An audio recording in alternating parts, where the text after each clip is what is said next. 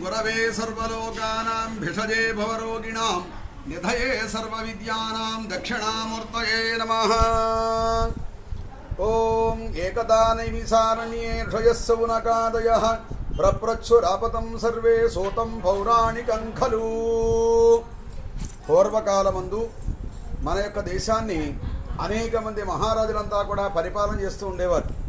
అలా మహారాజులంతా కూడా పరిపాలన చేసే సమయంలో మరి మహర్షులంతా కూడా కలిసి అనేక యజ్ఞాలు యాగాదులు ఇటువంటివన్నీ కూడా చేస్తూ ఉండేవారు. అలా యజ్ఞాలు యాగాదులు చేసే సమయంలో మరి వీరంతా కూడా రాక్షసులంతా కూడా కలిసి ఆ యజ్ఞాల్ని యాగాల్ని పాడు చేయడం ప్రారంభిస్తూ ఉన్నారు. అలా ప్రారంభిస్తున్నటువంటి సమయంలో మరి వీరంతా కూడా చేసేది లేక శ్రీమన్నారాయణమూర్తి వారి గురించి తపస్సు చేయడం ప్రారంభించారు.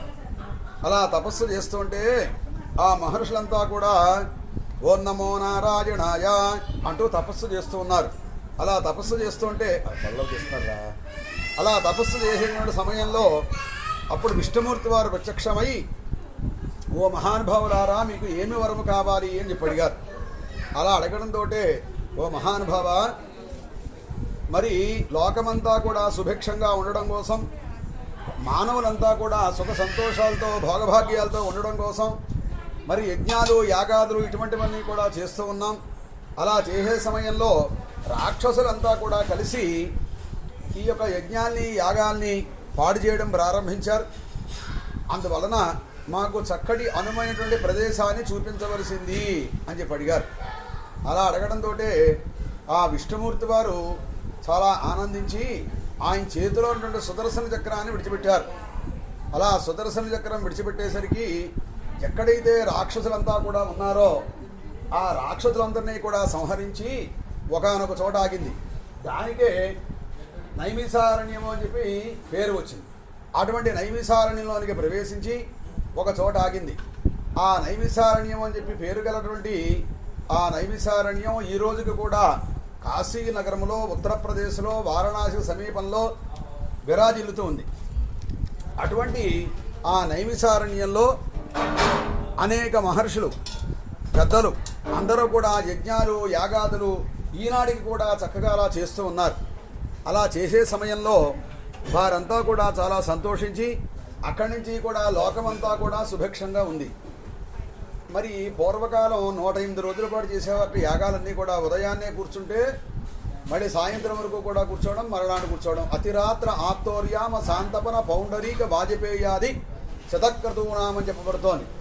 అటువంటి యజ్ఞాదులు యాగాదులు చేసే సమయంలో ఈ మహర్షులు పెద్దవారు వీరంతా కూడా మహారణ్యంలోనికి ప్రవేశించి అవన్నీ కూడా చూడడం ప్రారంభించారు. అందులో పెద్దవాడు అగ్రగణ్యుడు పూజ్యుడు సకల శాస్త్రాలు కూడా ఔపోసన పట్టిన మహానుభావుడు అయినటువంటి సూతులు వారు ఆ సూత మహర్షి యజ్ఞాలను చూడడానికి విచ్చేస్తున్నట్ల శిష్య పరివార సహితంగా అక్కడికి వస్తున్నారు.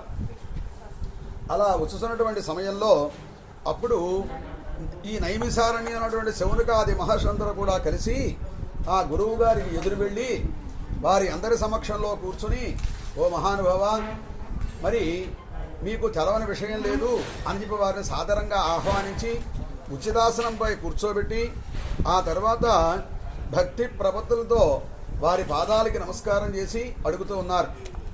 కృతయుగం ద్వాపరయుగం త్రేతాయుగం 3 యుగాలు కూడా పూర్తయిపోతున్నాయి. కలియుగం వస్తోంది. కలి అంటేనే మహాపాపం. అటువంటి పాపపు యుగంలో మానవులంతా కూడా సంచరిస్తూ ఉంటారు. ఇన్ని రోజులు 108 రోజులు చేస్తే ఈ యజ్ఞాలు యాగాదులు చేస్తే ఎంత ఫలితం వస్తుందో అదేవిధంగా కలియుగంలో ఒక్కరోజు ఏదైనా ఒక వ్రతం కానీ ఒక తపస్సు కానీ ఉంటే చెప్పండి మహానుభావ అని చెప్పి అడిగారు. అలా అడిగేసరికి అప్పుడు సూతుల వారు చాలా ఆనందించి నాయనలారా మనకి 18 పురాణాలు ఉన్నాయి, అంటే 18 పురాణాలు ఉన్నాయి, 18 ఉపపురాణాలు 18 ఉపోపపురాణాలు ఉన్నాయి. ఈ పురాణాల్లో ఈ వ్రతాలు నోములు అన్నీ కూడా చెప్పబడ్డాయి. పూర్వకాలమందు స్కాంద పురాణంలో శ్రీ మహావిష్ణుమూర్తి వారు నారద మహర్షికి ఉపదేశం చేసినారు. ఆ నారద మహర్షికి ఏ విధంగా అయితే చెప్పినారో అదే విధంగా నేను మీకు చెబుతాను కాబట్టి స్థిరచిత్తులై భక్తి శ్రద్ధలతో వినండి అని చెబుతూ ఉన్నారు. ఏకదా నారదా యోగి పరానుగ్రహకాంక్షయ పర్యటన్ వివిధాన్ లోకాన్ మర్త్యలోకముపాగతః. ఒకానొక సమయమున యోగవంతుడైన నారద మహర్షి 14 లోకములు కూడా తిరుగుతూ మార్గవశమున భూలోకంలోకి విచ్చేశారు.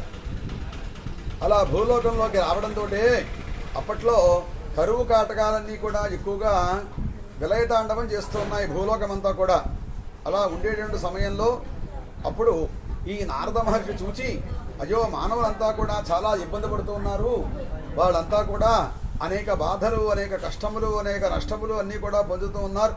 వీరంతా కూడా మంచి మంచి ఆరోగ్యంతో ఐశ్వర్యంతో సుఖజీవనం సాగించాలి అని చెప్పి చాలాసేపు ఆలోచించి ఎటువంటి ఆలోచన తట్టకపోయేసరికి అప్పుడే మనం వైకుంఠంలోనికి బయలుదేరి పెడదామని చెప్పి వైకుంఠంలో శ్రీమన్నారాయణమూర్తి వారికి చెంతకు నారాయణ నారాయణ అంటూ బయలుదేరి వెళ్ళారు.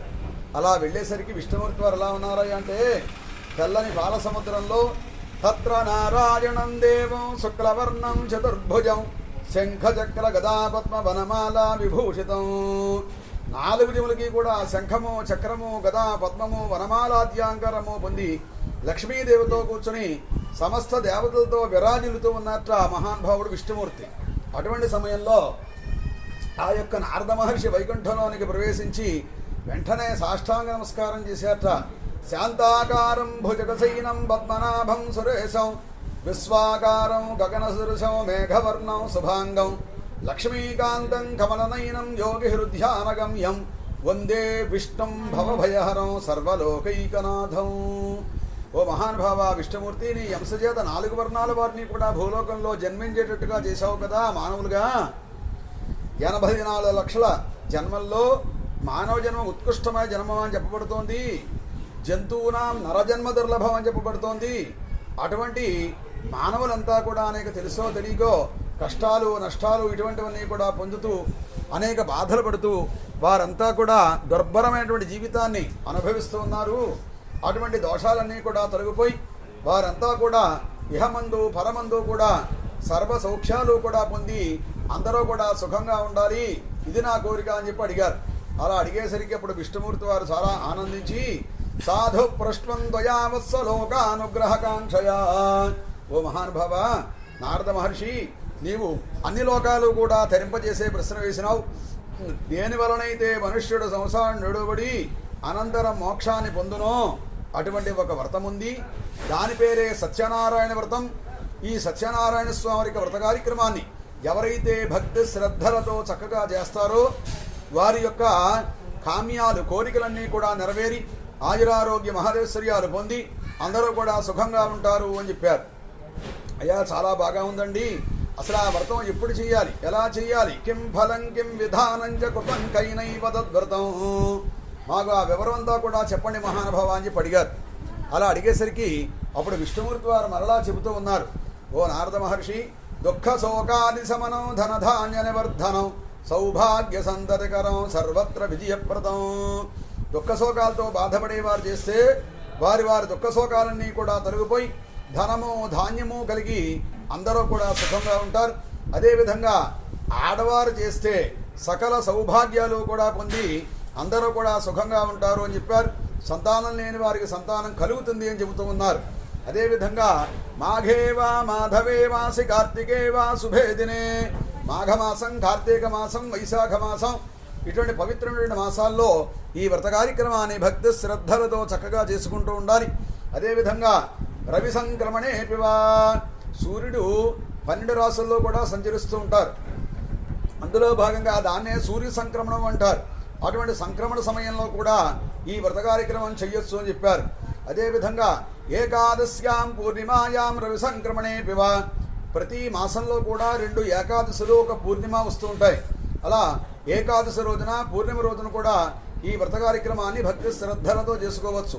నూతన గృహప్రవేశం ఇళ్లలోకి వెళ్ళిన సమయంలో గృహప్రవేశ కార్యక్రమం అయిన తర్వాత వెంటనే వ్రత కార్యక్రమం చేసుకోవడం. అది కాని పక్షంలో వివాహ సమయే కరిష్యామి, వివాహ మహోత్సవ శుభ సమయంలో ఈ వ్రత కార్యక్రమాన్ని భక్తి శ్రద్ధలతో చేసుకుంటూ ఉండాలి. ఆ విధంగానే ఈ వ్రత కార్యక్రమాలు చేసేవారంతా కూడా ప్రాతకాలమంది లేచి శిరస్నానములు చేసి ఆ తర్వాత పూజాస్థలం దగ్గర గోమయం చేత కానీ పసుపు నీళ్ల చేత కానీ చక్కగా అలికి పంచరంగుల ముగ్గులు కూడా పెట్టి దానిపైన నూతన వస్త్రం వేసి నిండుగా బియ్యము పోసి దానిపైన బంగారముతో కానీ వెండితో కానీ రాగితో కానీ ఇత్తడితో కానీ చేసిన కలశస్థాపన చెయ్యాలి. అలా కలశస్థాపన చేసిన తర్వాత ముందుగా విఘ్నేశ్వర పూజ.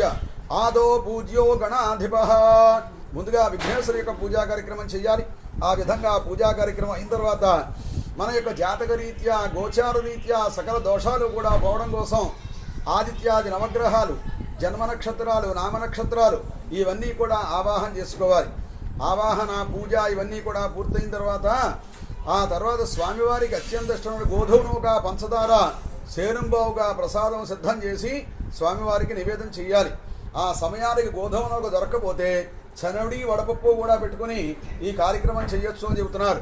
అదేవిధంగా ఈ వ్రతం చేసే కార్యక్రమం అంతా కూడా చేసే మానవులంతా కూడా ఇలా పూజాస్థలం దగ్గరకు వచ్చి ఇలా బంధువులందరినీ కూడా పిలుచుకుని వచ్చి ముందుగా విఘ్నేశ్వర పూజతో ప్రారంభించి ఈ కార్యక్రమాలన్నీ కూడా భక్తి శ్రద్ధలతో చేస్తూ నీరాజన మంత్రపుష్పములు ఆ తర్వాత సాష్టాంగ నమస్కారములు అయిన తర్వాత బంధువులతోడను బ్రాహ్మణులతోడను కూర్చుని విధి విధానముగా ఈ కార్యక్రమాలన్నీ కూడా చేసుకుని ఆ పూజా ప్రసాదాన్ని అందరూ కూడా భక్తి శ్రద్ధలతో భుజించాలి.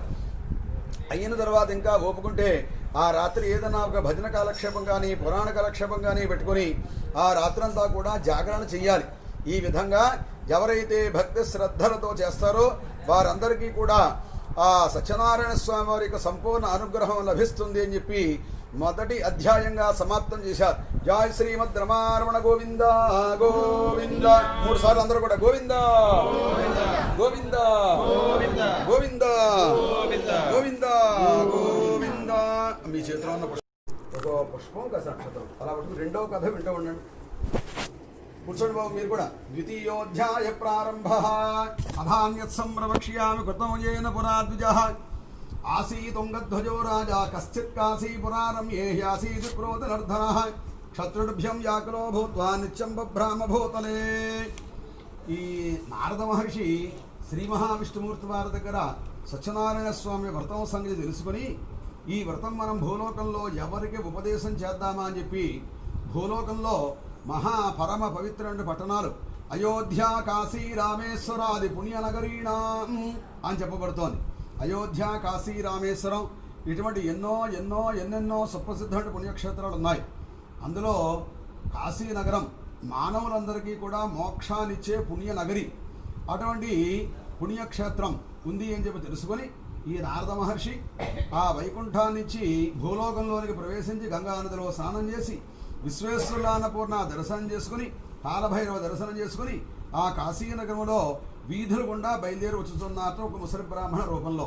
సానందమానందమనే వసంతం ఆనందకందం హతపాప బృందం వారాణసీనాథమనాథనాథం శ్రీ విశ్వనాథం మనసా స్మరామి అని ఆ విశ్వనాథుణ్ణి మనస్సులో స్మరణ చేసేసరికి ఒకానొక బ్రాహ్మణుడు దుఃఖిస్తూ వస్తున్నాడు. ఆయన దుఃఖితం బ్రాహ్మణం దృష్ట్వా భగవాన్ బ్రాహ్మణ ప్రియ.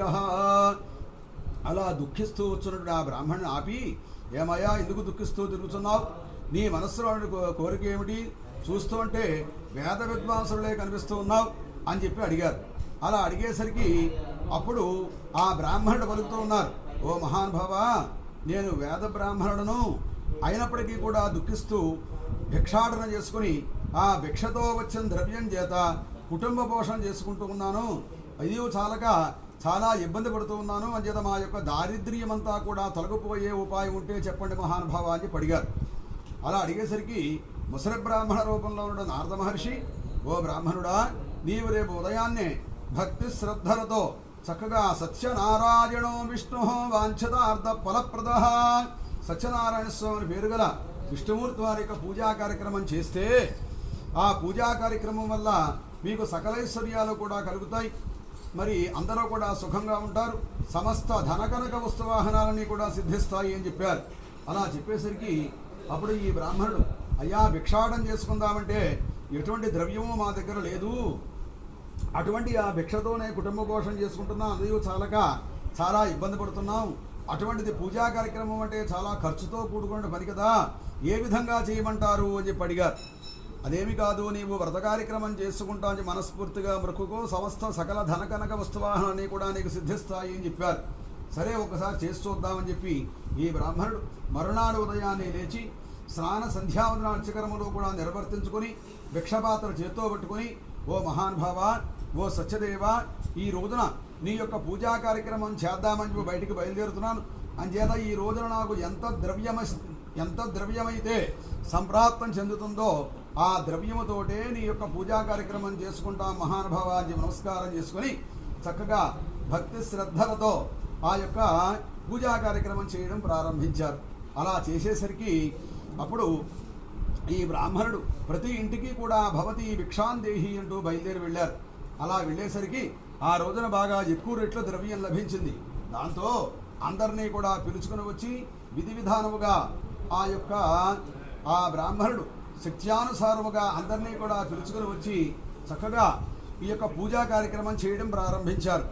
ఈ బ్రాహ్మణుడు విడిచిపెట్టకుండా మాసే మాసే కర్తవ్యం వర్షే వర్షే ధవా పునః, ప్రతి మాసమందు ప్రతి సంవత్సరమందు విడిచిపెట్టకుండా ఈ వ్రత కార్యక్రమం చేస్తున్నారు.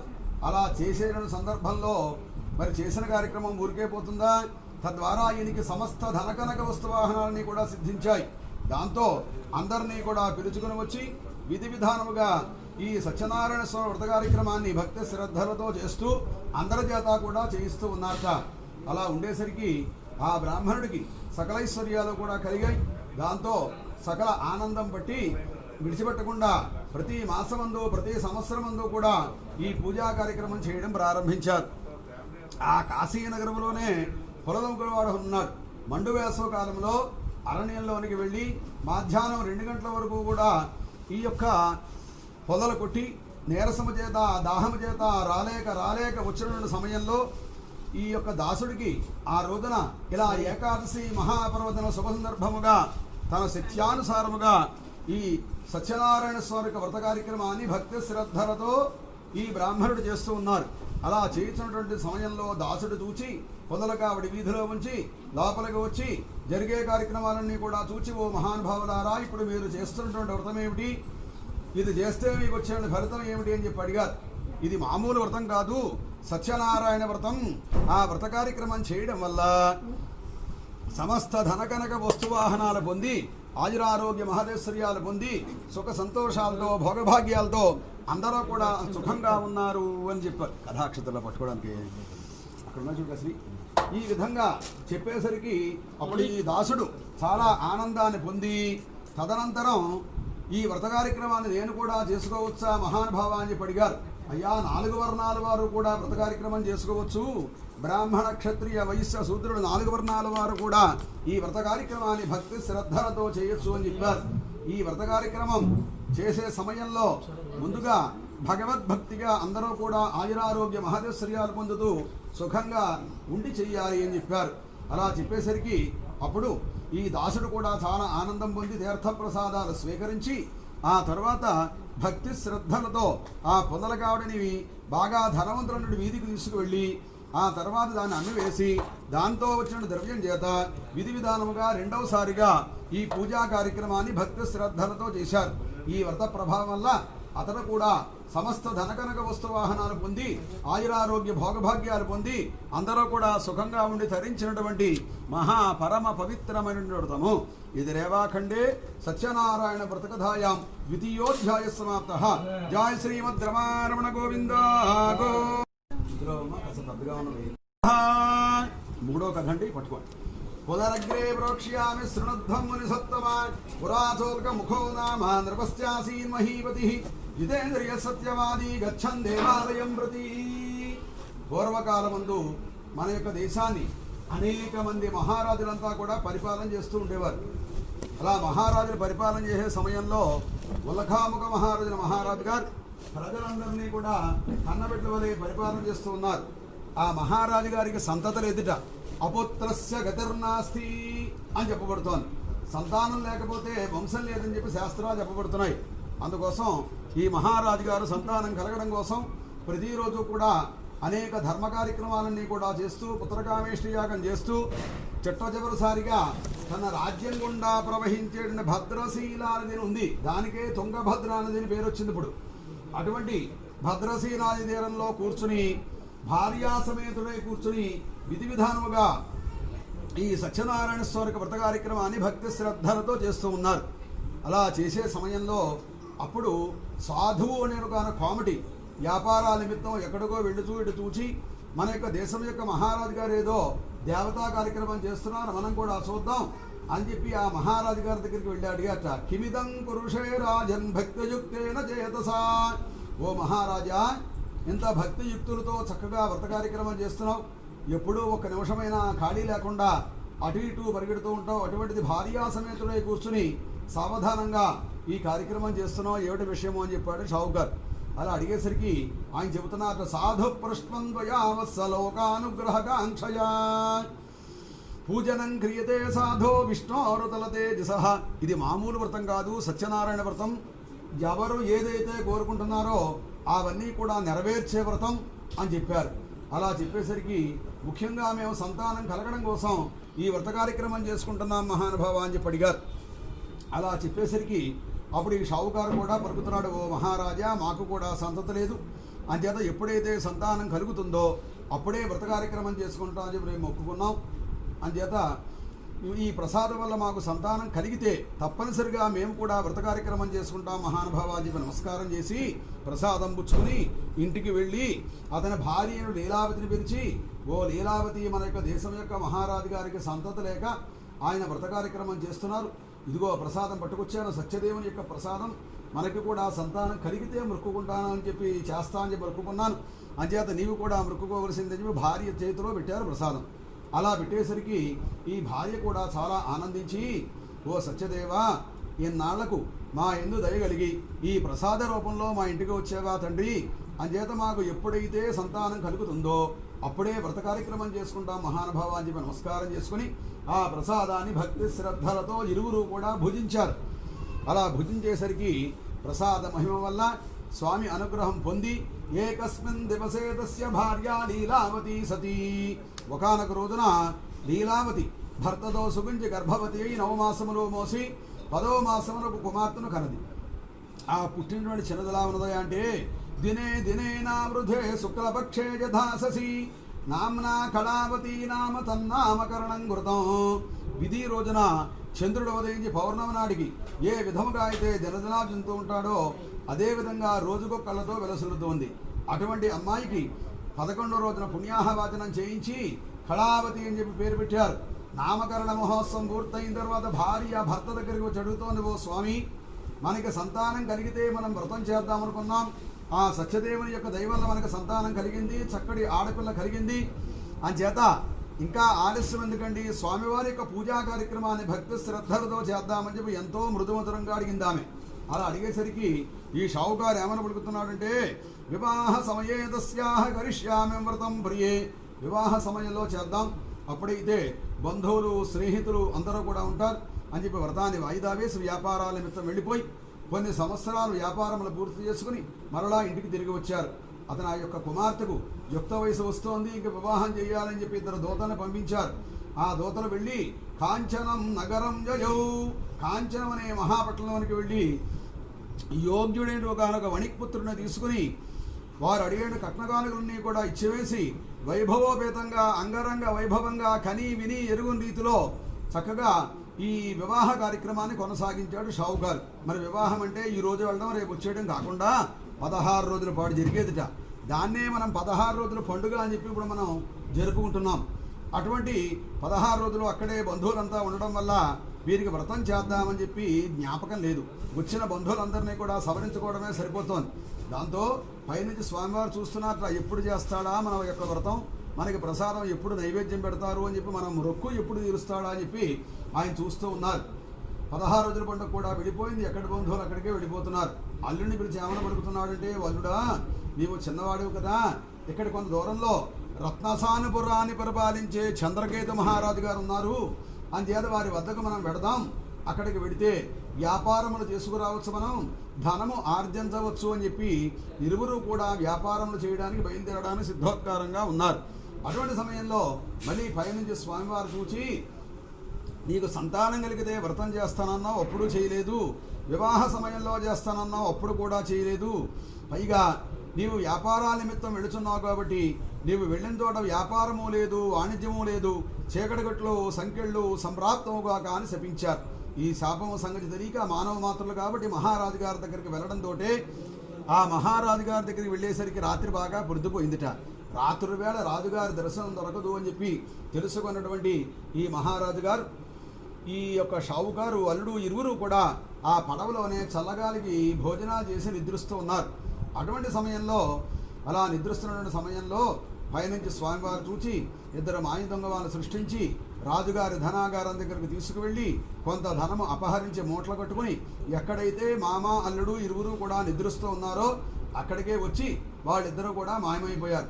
వెనకాల వచ్చే రాజభటులు చూచి వీళ్ళే దొంగలు, మనల్ని చూచి ఈ నది దాటలేక వీళ్ళిరువురు కూడా పడవలోనే నిద్రిస్తూ ఉన్నారు అని చెప్పి వాళ్ళిద్దరినీ కూడా ద్రవ్యంతో సహా తీసుకుని మహారాజు గారి దగ్గరకు వచ్చి, ఓ మహారాజా, ఇదిగో ద్రవ్యంతో సహా చోరులు తీసుకొచ్చాం, అంచేత వీరికి ఏ శిక్షలు వేస్తారో మీరు వేయండి అని చెప్పి చెప్పడంతో మహారాజుగా చాలా కోపం వచ్చి వెంటనే వీరిరువురిని కూడా 6 మాసాలు పోయిన తర్వాత శిక్షిస్తానంతవరకు ఎటువంటి విచారణ లేదు, జైల్లో బంధించండి అని చెప్పారు. అలా చెప్పేసరికి వీరు ఉభయల్ని కూడా తీసుకువెళ్ళి జైల్లో పడవేశారు. ఈ విధంగా దైవ శాపం వల్ల మరి ధనము ఆర్జించవచ్చు అని వెళ్ళిన చోట ఈ జైల్లో కారాగారంలో ఖైదీలుగా వీళ్ళు అనేక శిక్షలు అనుభవిస్తూ ఉన్నారు. అటువంటి సమయంలో ఇంటి దగ్గర ఎలా ఉందయ్యా అంటే ఇల్లంతా కూడా అగ్నిహోత్రుడి పాలైంది, ధనమంతా కూడా చోరుడి పాలైంది, తినడానికి తినలేని పరిస్థితుల్లో ఇరువురు కూడా చాలా దుర్భరమైనటువంటి జీవితాన్ని అనుభవిస్తున్నారు. పూలమ్మిన చోట కటిలమ్మినట్టుగా వీరు ఉభయులు కూడా భిక్షాటం చేసుకుంటూ జీవిస్తున్నారు. ఎంతోమంది భిక్షలు వేశారు.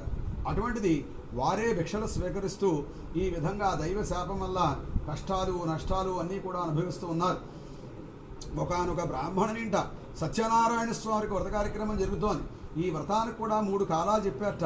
ఎలాగంటే ఇలా ప్రాతకాలం అందే చేసుకోవడం, రెండోది మధ్యాహ్నం 2 గంటల వరకు కూడా ఉండి అప్పుడు వ్రత కార్యక్రమం చేసుకోవడం, మూడవది నక్షత్ర దర్శనం అయిన తర్వాత రాత్రి తొలిజాము సమయంలో కూడా వ్రత కార్యక్రమం చేసుకోవడం. అప్పటికి 12:30 1 గంట అవుతుంది.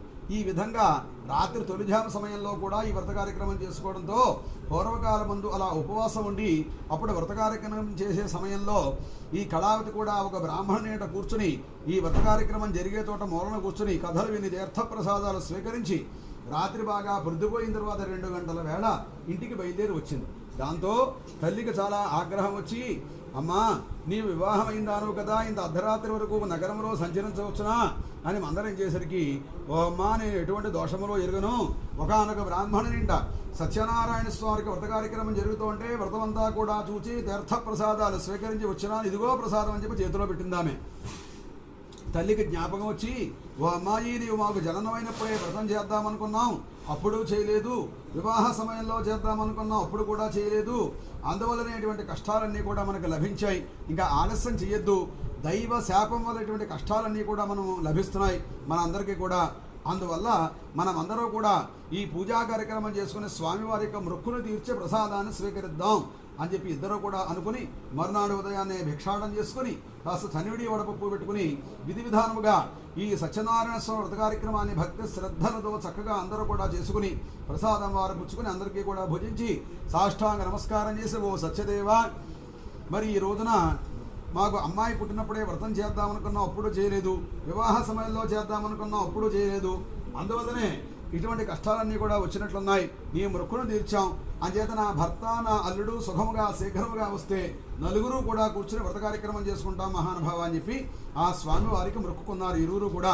స్వామి సంతుష్టుడై ఆడవారైనప్పటికీ కూడా మన యొక్క వ్రతమును చక్కగా చేశారు, అంచేత వారికి మనం ఉపకారం చేయాలి అని చెప్పి ఏ మహారాజు గారి చేతనైతే చీకటిగట్లో పడవేయించినారో అదే మహారాజు గారికి స్వప్నములో ప్రత్యక్షమై నిద్రిస్తుంటే, ఓ మహారాజా, నీవి త్వరలో దొంగలు అని చెప్పితే షావుకారులు బంధించావు, వాళ్ళిద్దరూ దొంగలు కాదు, నా యొక్క శాపం వల్ల నీ దగ్గర బందీలుగా ఉన్నారు, అంచేత వారిద్దరినీ కూడా విడిచిపెట్టి వారి దగ్గర ఎంత ద్రవ్యమైతే తీసుకున్నారో ఆ ద్రవ్యానికి రెట్టింపు ధనమిచ్చి పంపించము అని చెప్పారు. దాంతో వారంతా కూడా చాలా సంతోషించి అదిలగాయితూ కూడా ఈ మహారాజు గారు మరునాడు ఉదయాన్నే వారందరినీ కూడా తీసుకుని నుంచి ఆజ్ఞాపించగా అందరూ కూడా వెళ్ళి మరి జైల్లో ఉన్నటువంటి మామ అల్లుడు ఇరువురిని కూడా అప్పటికే 6 మాసాల పైన అయింది. అంచేత ఇద్దరు మంగళవాళ్ళు పిలిపించి క్షురకర్మలు చేయించి పిండి వంటలతో భోజనాలు పెట్టి వారి దగ్గర ఆ పడవలో ఎంత ద్రవ్యమైతే తీసుకున్నారో ఆ ద్రవ్యానికి రెట్టింపు ధనమిచ్చి పంపించారట.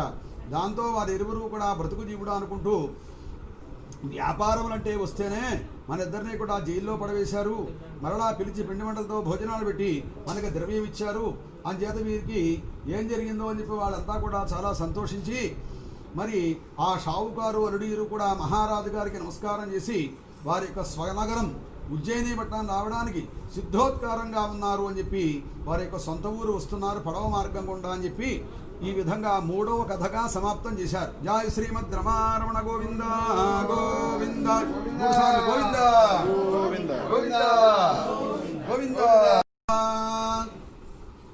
ఓం అధాన్యత్ సంరక్ష్యామి కృతం ఏన పురా ద్విజః. ఈ విధంగా యాత్రాన్ కృత్వా తతఃసాధుర్ మంగళాచారపూర్వకం బ్రాహ్మణేభ్యో ధనం దత్వా జయౌ స్వనగరం ప్రతి. వీరిరువురు కూడా మహారాజు గారి దగ్గర సెలవు తీసుకున్నారు, షావుకారు అరుడు ఇరువురు కూడా. మరి అప్పట్లో ఒక ఊరు నుంచి ఒక ఊరు రావాలి అంటే పడవ మార్గం గుండా ఎక్కువగా ప్రయాణం చేసేవారట. ఓడ పడవ ఇలా నదీ మార్గం గుండా వచ్చేవారు. అలా వచ్చే సమయంలో వీళ్ళిద్దరూ కూడా పడవలో మహారాజు గారి ఇచ్చిన మూటలు పెట్టెలు అన్నీ కూడా వేసుకుని ఆ తర్వాత వారి యొక్క సొంత ఊరు ఆనందంగా ఇద్దరు కూడా వస్తున్నారు. అలా వచ్చే సమయంలో ఈ స్వామివారికి ఇంకా అనుమానం పోలేదు. అంచేత ఏం చేశారంటే ఒక ముసలి బ్రాహ్మణ వేషం వేసుకొని ముసలి బ్రాహ్మణ రూపంలో ఆ పడవ దగ్గరకు వచ్చి, ఓ షావుకారులారా, మీ పడవలో అనేటువంటి సామాను ఏమిటి, నాకు కూడా కొంత ద్రవ్యం ఇస్తే మేము ఏదైనా పూజా కార్యక్రమం చేసుకుంటాం మహానుభావ, లేకపోతే ఏదైనా దేవతా కార్యక్రమం చేసే చోట వినియోగిస్తాం, అంచేది ఎంతో కొంత ద్రవ్యం ఇప్పించండి అని చెప్పి అడిగారు. అలా అడిగేసరికి అప్పుడు ఈ షావుకారు అల్లుడు ధనమత్తత చేతను ఏమని పలుకుతున్నారంటే, ఓ తాతగారు, అంత పడుతో లేస్తో రాకపోతే ఇప్పుడు వచ్చిన నష్టం ఏమిటి, మా పడవలో ఏమైనా ధనం ఉందనుకుంటున్నారా, లతా పత్రాదికం చైవ, మేము ఆకులు అలములు తీగలు వ్యాపారం చేసుకుంటున్నాం, ధనము వ్యాపారం చేసుకోవడం లేదు అని చెప్పి కఠినంగా చెప్పారు. అలా చెప్పేసరికి ఈ స్వామివారికి వెంటనే మళ్ళా ఆగ్రహం వచ్చింది. దాంతో మీరు ఏదైతే కోరుకున్నారో మీకు అవే సిద్ధించుగాక అని శపించారు. ఈ శాపం సంగతి తెలియక ఈ పడవ కొంత దూరం వెళ్ళేసరికి ధనానికి బదులుగా ఆకులు అలములు కనబడుతున్నాయి. దాంతో బరువు లేక పడవ కాస్త పైకి తేలింది. అప్పుడు మామగారు ప్రతి పెట్టి కూడా తాళం తీసి చూస్తున్నట్ట. ధనానికి బదులుగా ఆకులు అలములు కనపడుతున్నాయి. మామగారు మూర్ఛల్ని పడిపోగా అల్లుడు ముఖం మీద నీడిచడు లేవదీసి, ఓ మామగారు ఎలా ఏడ్చదువు, ఇందాక వచ్చిన తాతగారే మనం శిక్షించినట్లున్నారు, అంచేత వారి వద్దకే మనం వెడదాం అని చెప్పి వెతకను ఆరంభించారు. ఎదురుగుండా స్వామివారు కనపడగా పాదాలు బట్టి ప్రార్థించారు. మానవ మాత్రులం కాబట్టి ద్రవ్యాస చేత మీతో పరిహాసమాడాం, ఓ మహానుభావ, అంచేత మా ద్రవ్యం మాకు ఇప్పించండి, ఎల్లప్పుడూ కూడా మీ యొక్క పూజా కార్యక్రమాలని భక్తి శ్రద్ధలతో చక్కగా చేసుకుంటూ ఉంటాం, అందరికీ కూడా ధనాన్ని పంచిపెడుతూ ఉంటాం అని చెప్పారు. అలా చెప్పేసరికి ఆ స్వామి పలుకుతున్నట్ట, మనం ఏదైనా ఇస్తేనే తిరిగి వస్తుందయ్యా, అలా కాకుండా ఎంతసేపు మన దగ్గరే ఉంచేసుకుంటే మరి ఆ విధంగా అతిగా ఉన్నప్పటికీ కూడా అదంతా కూడా మొత్తం పోతుంది అని చెప్పి, అలా కాకుండా ఈ వ్రతంలోనే సత్యనారాయణ వ్రతము, సత్యాన్నే పలకాలి తప్ప అసత్యం పలకూడదు, మీరు అసత్యం పలికారు, లేదు అన్నారు, దాంతోనే అవి మీకు సిద్ధించాయి, ఆ ద్రవ్యం అంతా కూడా పోయింది, మీరు ఏదైతే కోరుకున్నారో ఆకులు అలములు అవన్నీ కూడా సిద్ధించాయి. అంచేత ఎవరికైనా ₹1 దానం మనం చేస్తే పక్కన 3 సున్నాలు వేసి పరమేశ్వరుడు మనకి అంత చేస్తూ ఉంటారు. అంతే తప్ప ఎప్పుడూ కూడా మన దగ్గరే ఉంచుకుంటే ఇహమందు పరమందు కూడా ఇబ్బందులు పడుతూ ఉంటారు తప్ప ఏమీ ఉపయోగం లేదు అని చెప్పి వారిని మందలించి వారి దగ్గర తీసుకున్నటువంటి ఆ ద్రవ్యానికి మరలా రెట్టింపు ధనమిచ్చి పంపించారు. వారు ఉభయలు కూడా చాలా సంతోషించి అదిలగాయితూ కూడా ఎల్లప్పుడూ కూడా మనం దైవ కార్యక్రమాలు చేసుకుంటూ ఉండాలని చెప్పి కనపడిన వారందరికీ కూడా దాన ధర్మాలు చేస్తూ ఇంటికి వస్తున్నట్లుగా ఒక దూతకి ఉత్తరం ఇచ్చి పంపించారు. ఈ దూత ఇంటికి ఉత్తరం పట్టుకొచ్చేసరికి ఇంటి దగ్గర తల్లి కూతుళ్ళు ఇరువురు కూడా ఇలా వ్రత కార్యక్రమం చేస్తుంటే ఆ వ్రత కార్యక్రమం అంతా కూడా చూచి తీర్థప్రసాదాలు స్వీకరించి ఆ వచ్చినటువంటి దూత పలుకుతున్నట్ట, ఓ అమ్మ, నీ భర్త నీ తండ్రి ఇప్పుడే వస్తున్నట్లుగా వర్తమానం వచ్చింది, నది ఒడ్డుకు వచ్చేట అని చెప్పి మమ్మల్ని రమ్మన్నారు అని చెప్పడంతో అప్పుడు తల్లి చాలా ఆనందించి కుమార్తెతో పలుకుతోంది, ఓ కళావతి, మరి నేను నది ఒడ్డుకు పెడుతున్నా, నీవు కూడా నది ఒడ్డుకు రావాల్సింది, నీ భర్త నీ తండ్రి వచ్చినట్లుగా నాకు వర్తమానం వచ్చింది, ప్రసాదం వచ్చిన తర్వాత తీసుకోవచ్చు అని చెప్పి పూజా కార్యక్రమాన్ని గబగబా ముగించి రావాల్సింది అని చెప్పి చెప్పడంతో అందరూ కూడా చాలా సంతోషించి ఆ పూజా కార్యక్రమాన్ని త్వరగా ముగించుకొని ఆ తొందరలో ప్రసాదం ఆమె తీసుకోకుండా ఎవరికీ కూడా పంచిపెట్టకుండా వచ్చేసారు. దాంతో వారికి గొప్పదైన కష్టం వచ్చింది. అది ఏమిటయ్యా అంటే ఆ యొక్క తండ్రి పడవలోంచి దిగాడు. ఈ లోపల ఎక్కడి నుంచో ఒక పెద్ద సుడిగాలి కింద వచ్చి భర్తను పడవను కూడా నీటిలో ముంచేశారు. తీరవంత చూసే వాళ్ళంతా కూడా చాలా ఆశ్చర్యంతో చూస్తున్నారట. ఏమిటి ఇటువంటి షావుకారికి రాక వచ్చేటువంటి కష్టాలన్నీ కూడా వచ్చినవి ఏమిటి అని చెప్పి చాలాసేపు ఆలోచించగా అప్పుడు ఈ కళావతి కూడా భర్త లేనిదే జీవితం లేదు కదా, భర్తతో సహగమనం చేద్దాం అని చెప్పి ఆ నదిలో దూకుతామని ప్రయత్నం చేయగా అప్పుడు ఆ విధంగా ఆ ఆకాశం అనే రూపంలో మాటలు వినపడుతున్నాయి. అదేమిటయ్యా అంటే, ఓ షావుకారు, నీ కుమార్తె వ్రత కార్యక్రమం అంతా కూడా భక్తి శ్రద్ధలతో చేసి ప్రసాదం ఆమె తీసుకోకుండా ఎవరికి కూడా పంచిపెట్టకుండా వచ్చేసింది. ఇటువంటి ఆ ప్రసాద భక్షణ చేయకుండా వచ్చిన దోషం వల్ల నీ భర్త ఈ అల్లుడు ఈ విధంగా నదిలో మునిగిపోయారని చేత మీరంతా కూడా మరలా ఇంటికి వెళ్ళి ప్రసాదాన్ని స్వీకరించి రావలసింది అని చెప్పడంతో అందరూ కూడా బయలుదేరి వెళ్ళి ఆ తర్వాత ప్రసాదాన్ని భక్తి శ్రద్ధలతో భుజించి మరలా తిరిగి వచ్చారు.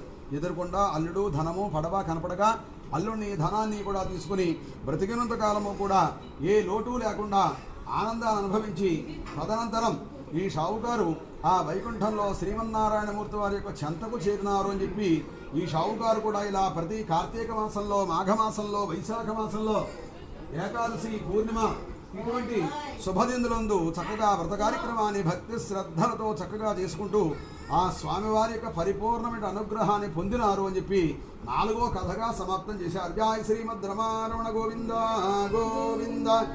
అధ్యాయ ప్రారంభ. అధాన్యస్సం ప్రవక్ష్యామి కృతం జేన పురా ద్విజః ఆసీ తుంగధ్వజో రాజా ప్రజాపాలన తత్పరః.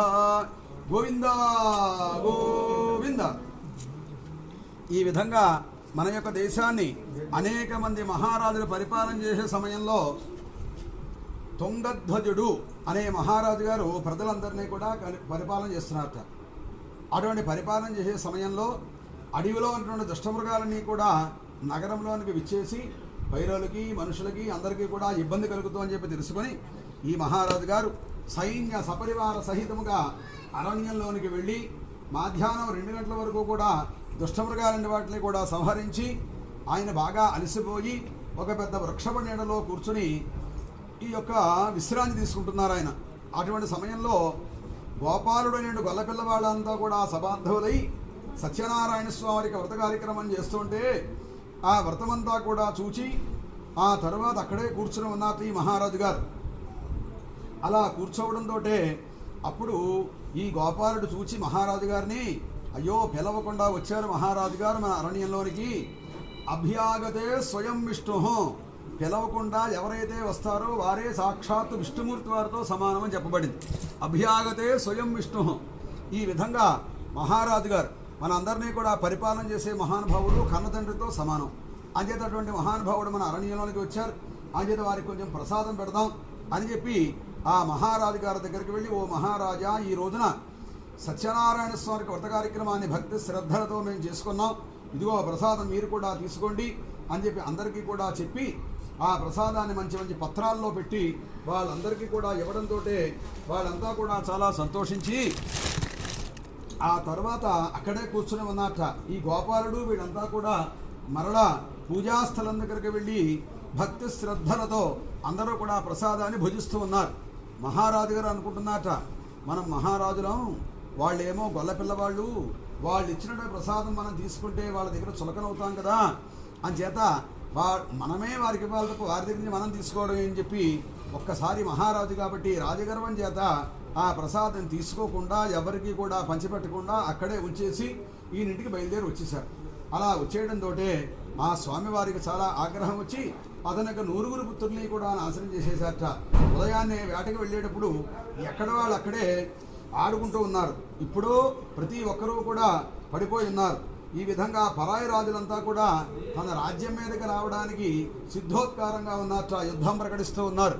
ఏమిటి అపశకునాలన్నీ కూడా ఎదురవుతున్నాయని చెప్పి చాలాసేపు ఆలోచించి ఓహో అరణ్యంలో సత్యదేవుని యొక్క ప్రసాదం స్వీకరించకుండా మనం వచ్చేసాం, అందువల్ల ఇటువంటి కష్టాలన్నీ కూడా మనకి లభించినట్లున్నాయి, అంచేత వారి వద్దకే మనం వెడదాం అని చెప్పి మరలా అరణ్యంలోనికి వెళ్ళి ఆ గొల్లపిల్ల వాళ్ళ మధ్యలో కూర్చుని విధి విధానముగా ఈ సత్యనారాయణ స్వరూప వ్రత కార్యక్రమాన్ని భక్తి శ్రద్ధలతో ఆచరించి ఆ స్వామివారికి సాష్టాంగ నమస్కారం చేసి కిరీటం తీసి పక్కన పెట్టి పలుకుతున్నట్ట, ఓ సత్యదేవ, ఎంత మహారాజులైనప్పటికీ కూడా దైవే బలే దుర్బలే, దైవ బలం లేకపోతే మన కార్యక్రమాలు ఏవి కూడా ముందుకు వెళ్ళట, అంచేత దైవబలం పూర్తిగా మనకి వెన్నంటే ఉండాలి.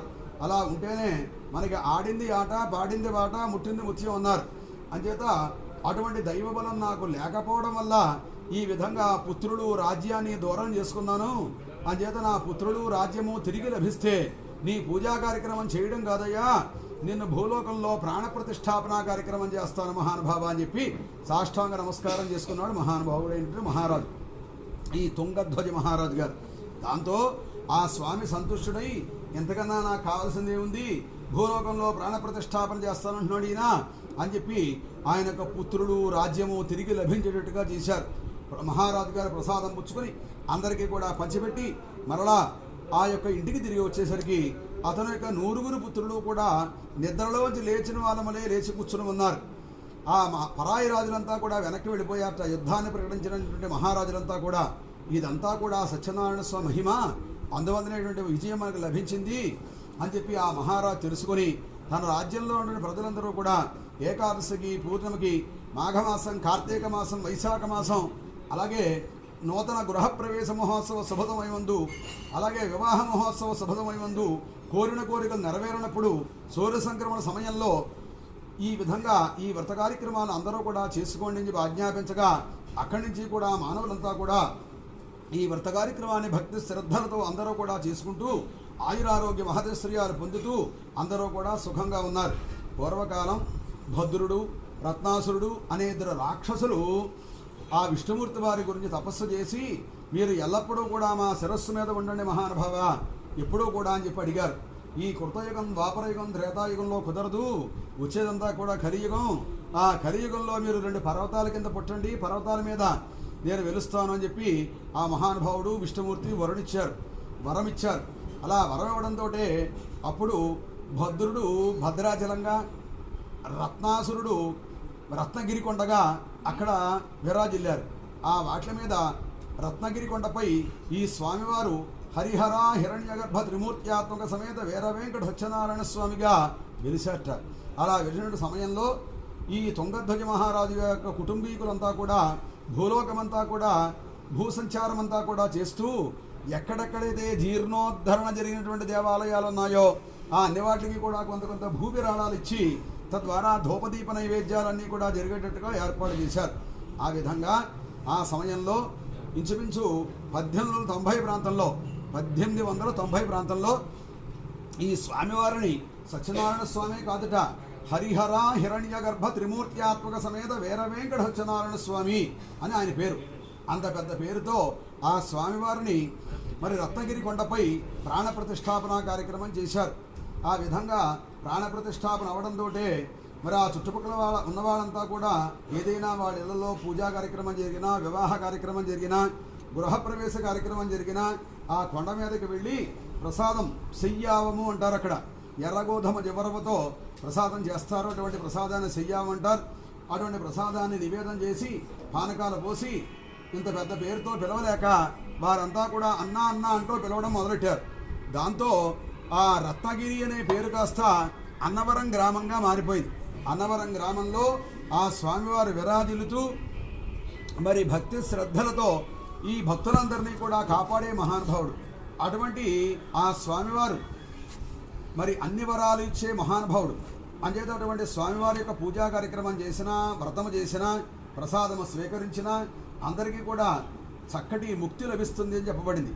అదేవిధంగా ఈ భద్రాచలంలో సీతారామచంద్రస్వామిగా విష్ణుమూర్తి వారు అక్కడ మరి వెలిశారు. ఈ విధంగా కలియుగంలో ఈ భద్రాచలంలో అలాగే అన్నవరం గ్రామంలో విష్ణుమూర్తి యొక్క పేర్లతో వెలసిల్లి మన అందరినీ కూడా కాపాడే మహానుభావుడు.